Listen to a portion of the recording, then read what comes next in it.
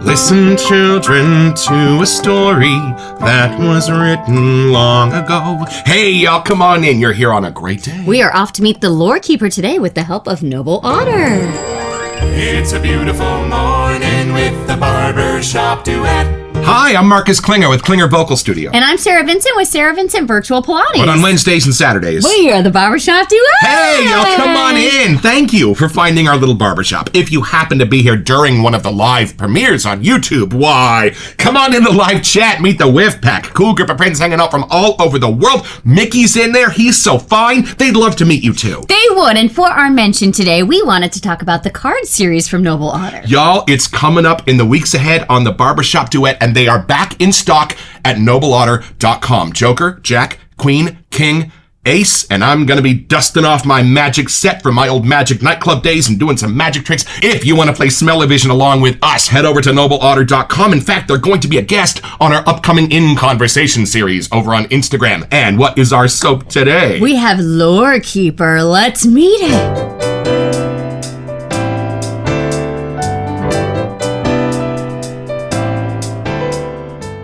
All right, y'all, from the spooky-ish sales page from nobleotter.com. Night gathers in the study, and the walls seem to lean closer, as if the room means to listen. A lamp glows on the desk. The first page waits. Arlo wets the nib and breathes once to steady the hand.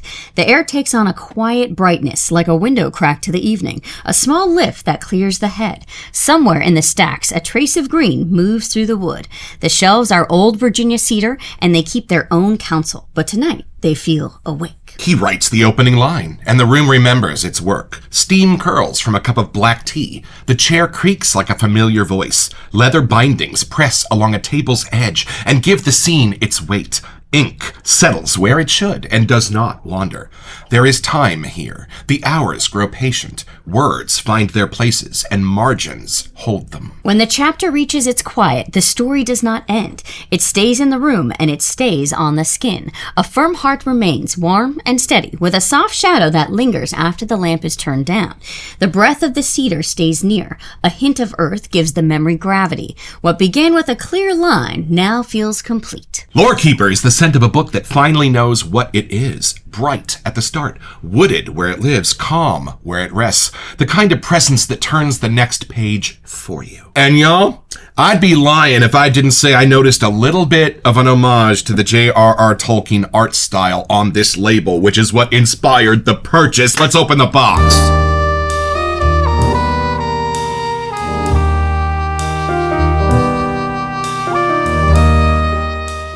All right, y'all, you gotta hand it to the Razor Company. I placed this order at 9 o'clock in the morning on a weekday. I had the tracking number. It was in the mail that afternoon. And we've got some notes here from friends. Hey, folks, enjoy these shaving goodies and extras. Love Crystal. And hey, Marcus and Sarah, you both rock. Thank you for your order. I greatly appreciate it. From Jason, of course, y'all. Oh, what have we got? Oh, it's a bag of goodies. Yo, we've got stickers. Wow, we've got samples. Hold on. Oh, this is all the stickers. Yo, Jason knows we love stickers. Look at this. We've got some TRC stickers. I've always loved this Einstein quote. Some little samples in here? What are they? Oh, my goodness. The Pontificia. Wow, these are fancy. How exciting. Bombs and stuff. And then, look, it's an Ollie-Works one. I don't want to open it. Whoa. But there's more stickers in there. Oh, it's a teddy Oh, bear. yo, and a sticker for the new Comet Bull. Oh, hey. And the little Chihuahua that's having himself a shave.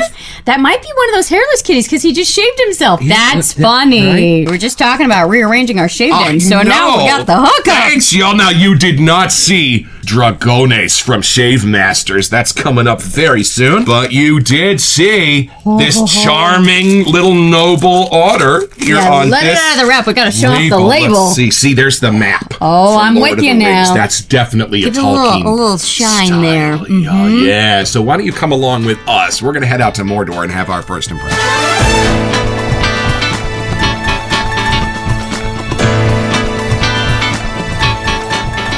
All right, since you're the big Lord of the Rings fan in the household, I think you have to go first. It gets deeper. Look at the Elvish writing. Right? Along the outside, and he's got the Elvish ears. This goes deep. I'm going to shave with the Shire from House of Mammoth on Friday night, and then this on Saturday night. It's going to be a Lord of the Rings weekend. All right, here we go. Taking it in. Let's see if it's that smell smooth, beautiful, noble otter pour we love so much. It's a little wider than I'm normally used to. All right, let's see. No vanilla in this one, maybe. All right, taking it in. The shaken clam, y'all. We got a few hints, but I don't think it gave it all the scent notes, so let's see. Smoky, leathery, not sweet, dapper, gentlemanly, masculine. Wait a minute. This is a divergence from the noble otter line. This is something special. Hold on. Y'all. A red leather spine of a brand new barber chair in a freshly opened, modern 2026 barbershop. But here's the thing. Next door to an ancient bookseller. Y'all, and the blurred lines between them are where the magic is happening in here. Hold on a second. And you know what's funny? Look at my face, y'all. This is not a crazy far walk from CAD. From the original Barbasol. I'm going to say it. I am definitely getting those mouth-watery, rose-ish, powder-ish places that are in the original Barbasol. And then it goes leathery, it goes deeper, it goes wider.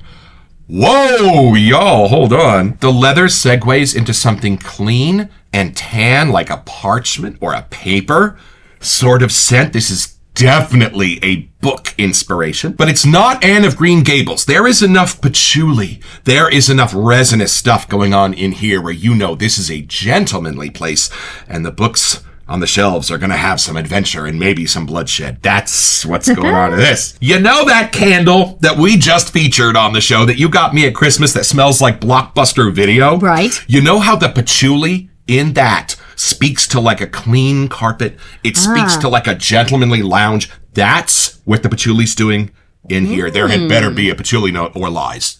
And the smoke sense that I'm getting is a leathery smoke, as if that barber chair has been in a barbershop before where they allowed lots of beautiful cigars and pipes and things like that, but it doesn't linger. Okay. So it's almost like an ancient smell of smoke long gone that is still existing in the furniture and the pages of the books. That's what's going on here. Y'all, I don't mean to put too fine a point on it, but this really, really has an original Barbasol-ish sense to me at its core. Not even Rive Gauche, really, but like straight up my dad's Barbasol. Interesting. 1981.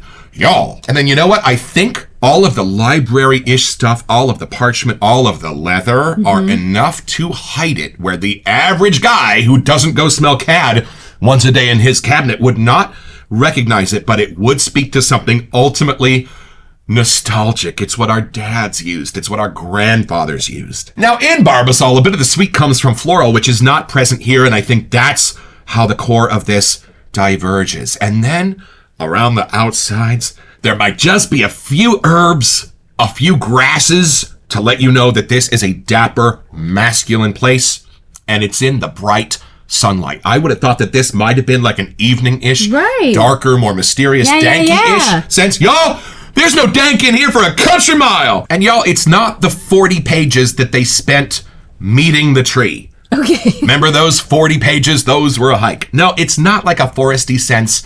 It's not like a natural shire-ish sense. There are those.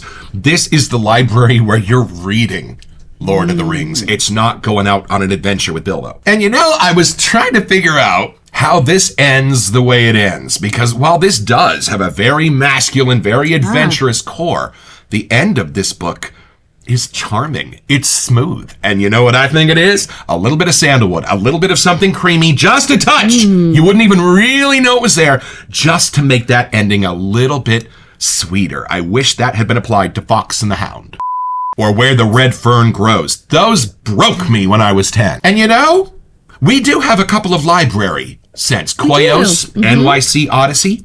This does not go to the plum place. It doesn't really go to the parchment place where those went. And those two are 10 times sweeter than this. This is done with the grasses. This is done with the herbs. It's done with the leather. And those natural sweets are offering their individual sweetness into this balance. And it does not go very high on the sweet scale if you were worried about such things. But that's brave. Yes. I think a lot of things can be hidden under a really sweet canopy. You know what I mean? It's really when you make it drier that your nose can dig in and find those little interesting nooks and crannies. The tea!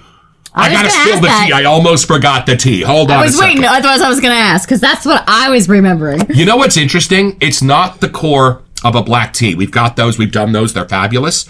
It's literally what they said.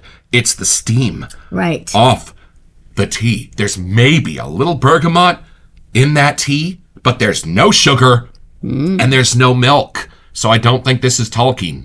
British. They all put milk in their tea. And beans for breakfast.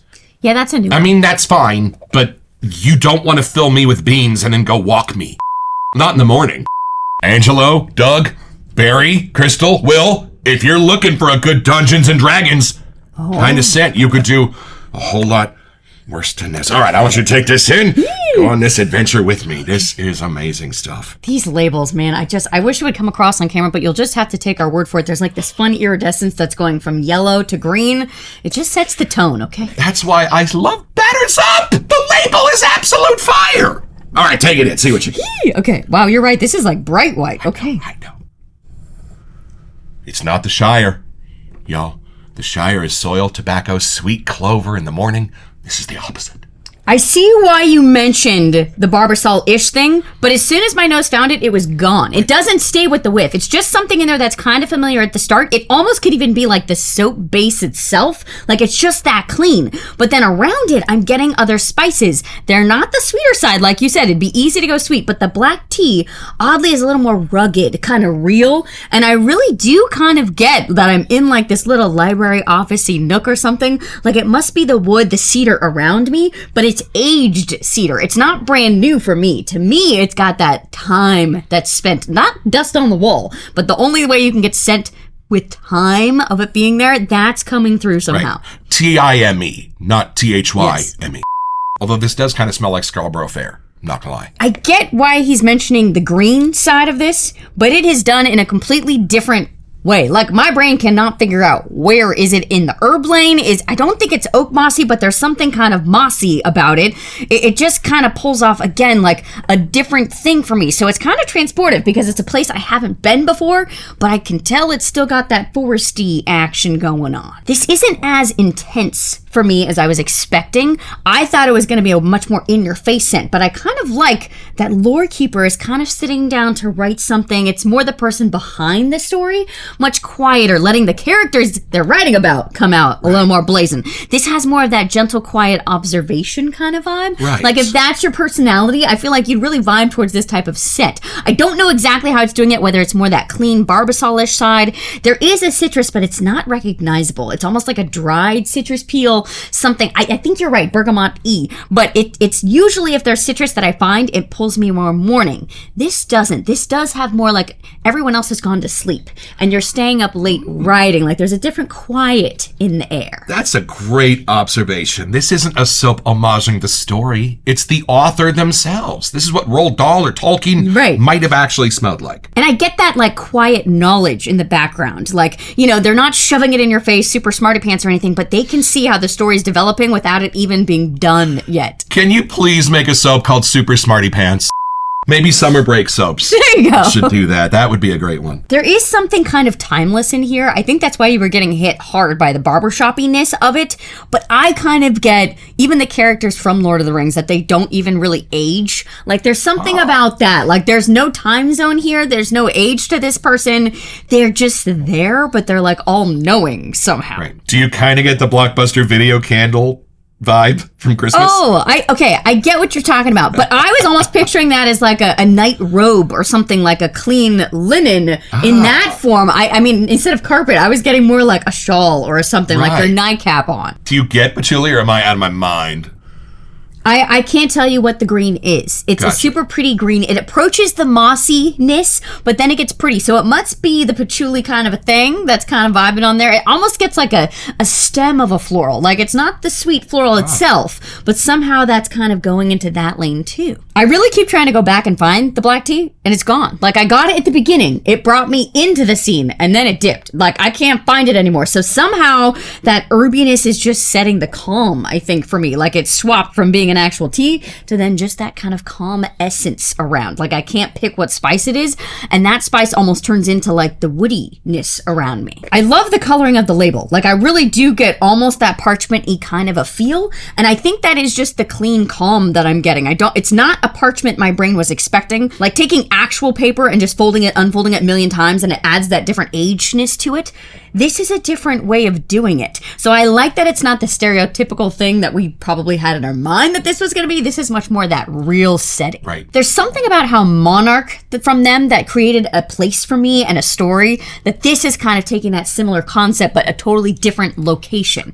So if you like escaping into something like that, I feel like this would also fit in that lane. I'm going to say something interesting. I'm actually kind of glad we didn't get the splash, because the splashes I like to wear are sweeter. They're a little bit more in the gourmandy lane.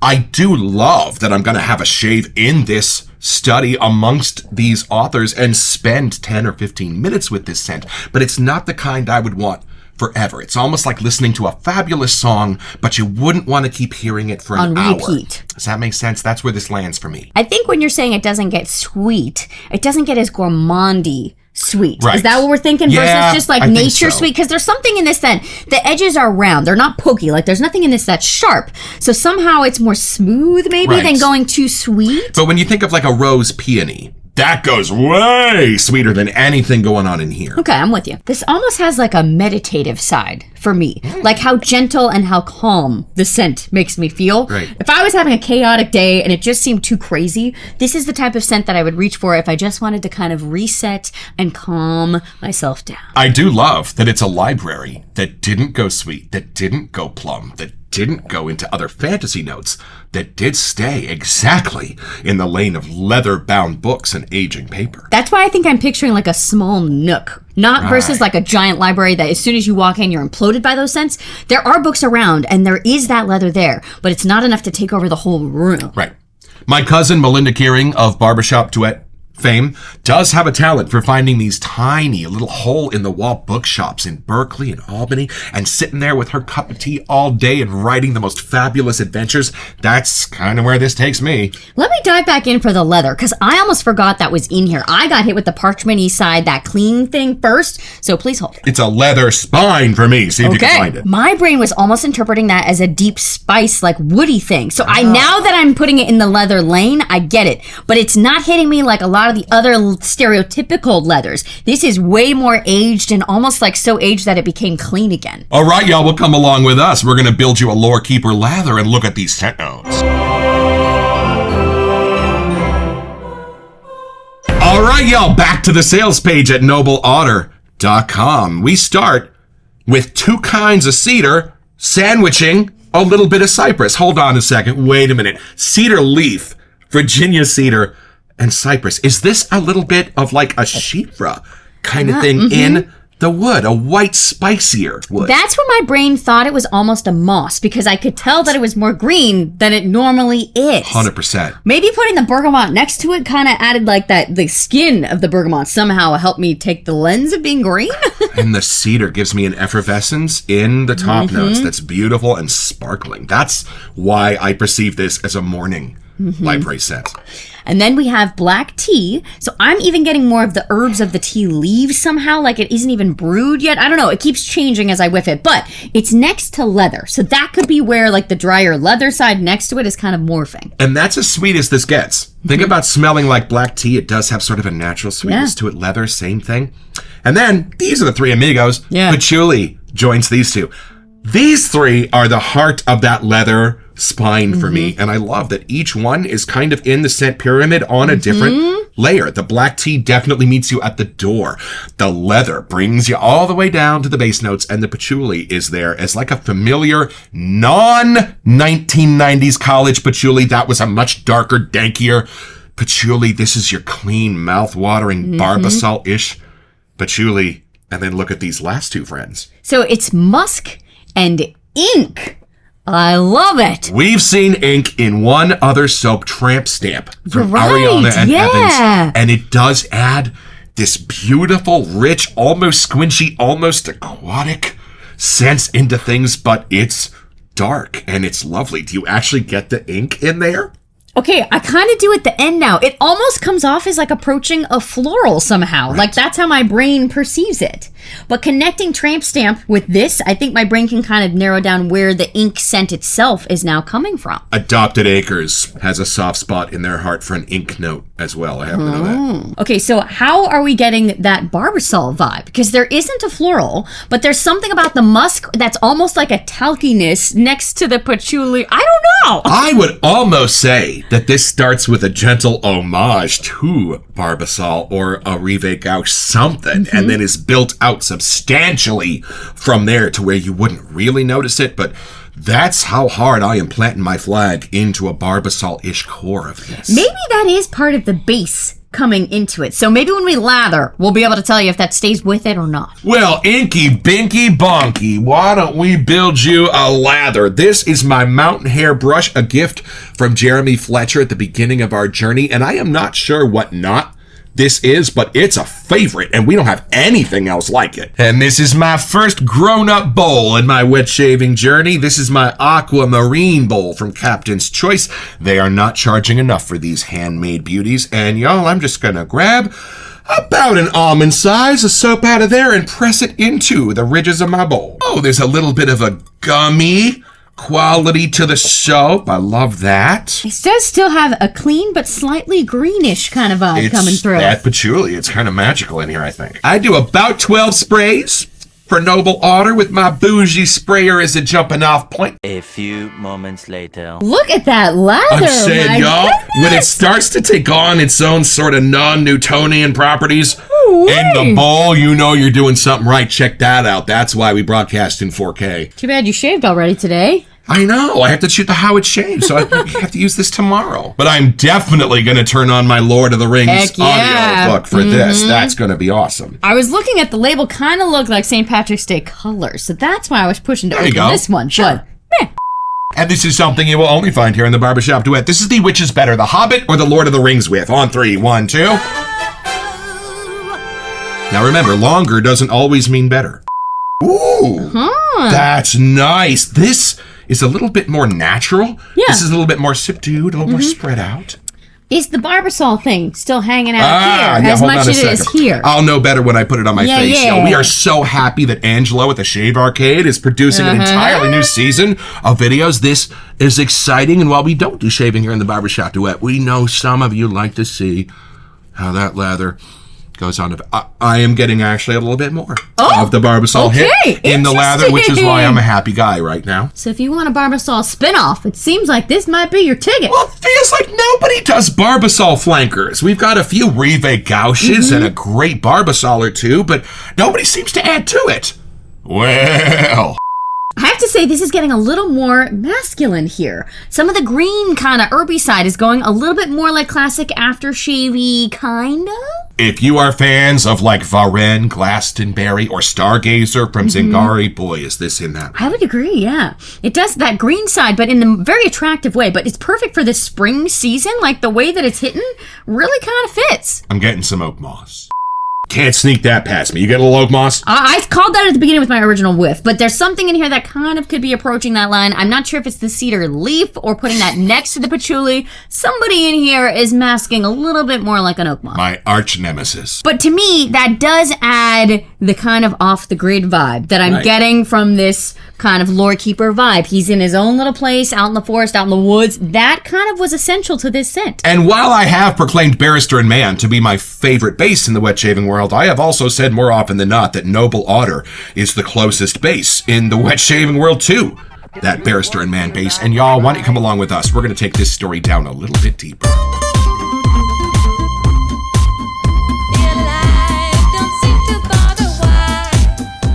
Y'all, I grew up with an eye imbalance. When my third grade teacher realized I was spending an hour and a half trying to do a word search, they sent me to the eye doctor. And it turns out when I'm like reading something, the words all move around and jump this way, and that sheet music does the same thing. It makes music real fun. So my favorite books growing up were books on tape that I could get from the library, and one of them was The Hobbit, and I was kind of known for just marching in the library once every 8 weeks and just grabbing that to hear it again. So what were your favorite books growing up? So I had the opposite problem. Reading was hard for me too. Like reading comprehension was the hardest part. So I could read something, but it didn't always stick. So it took me a while to actually enjoy reading. But there was a phase of my life once I got over that hurdle. Like now I don't set my Kindle down. I use it at least once a day. I escape. That's my happy place. But there was kind of like that gap in between of like having to read for school, which was not my favorite. It would always put me to sleep. But having a book that I could read and enjoy, like if we were going on a road trip or camping,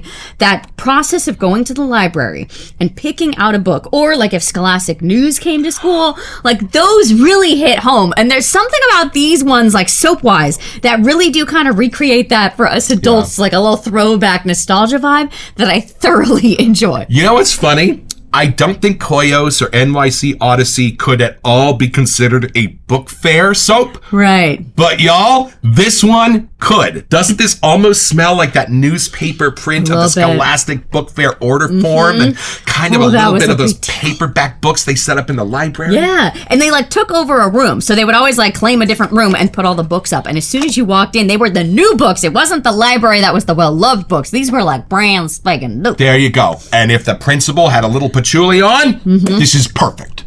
I think that's almost funny because that's the ink side we're getting. Yes. But that's the new book. Like, that's what we interpret that as. Absolutely. There's no better smell than a freshly cracked Heathcliff comic book from the Scholastic Book Fair. You know what I mean? After I read the first Harry Potter book, I told my dad I wanted to buy Scholastic stock. Like, all of it. Like, put all my money into it. He said, who's going to want to read a book about a boy wizard? Well, turns out the whole world, Dad. And now there's even a new movie coming back out again. A whole second round, and they're re-recording the audiobooks with a full cast. Yep. That's kind of fun. So it's pretty simple, y'all. Just be a 10-year-old Marcus on the way home from Pinot Library with your copy of Lord of the Rings audiobook secured under your arm. But when you get home and realize they accidentally slipped the Feminine Mystique cassette in there, you are gonna get your own.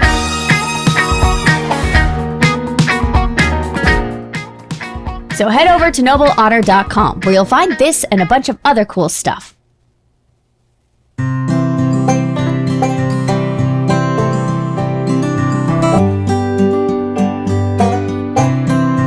Well, I have had my shave, y'all, with Lorekeeper, and I am keeping my flag in the heart of a Barbasol sense to this, but where it branches out to that is its magic. In fact, when I was revisiting it for the shave, I kind of had to clear away the underbrush a little bit to find that familiar Barbasol center, but it's a beautiful library-ish, leather-ish, paper-ish sense that surrounds it and brings you into brand new places ready for brand new adventures. And I think the word calm said it best. I'm not out with Indiana Jones. I'm sitting back in my favorite leather easy chair with my favorite black Earl Grey tea, hot, sitting next to me, ready to go off on some afternoon adventures. And I am adoring this. Stay tuned for some magic tricks coming soon with Noble Otter.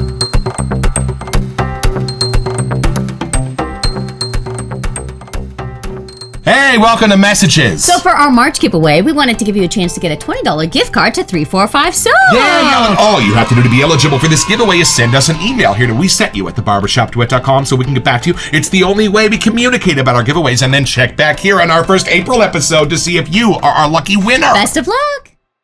It had been way too long since we'd opened a Noble Otter, and I'm kind of excited knowing we have the whole card series coming up, y'all. You're right, and I get to dust off my magic kit and do a few magic tricks for y'all. And let's have a grown-up conversation. Tunes and Spoons is the only soap I've literally considered buying a second one of because I love it so much and use it so often. Noble Otter, thank you for having the width and breadth of selection that you do in your line. Are you kidding? An ultimately masculine library up against a bowl of Fruit Loops and everything else in between. Stay tuned, y'all, for even more Noble Otter magic coming up. Don't forget your next appointment with the Barbershop Duet. You'll smell more otterish just watching this.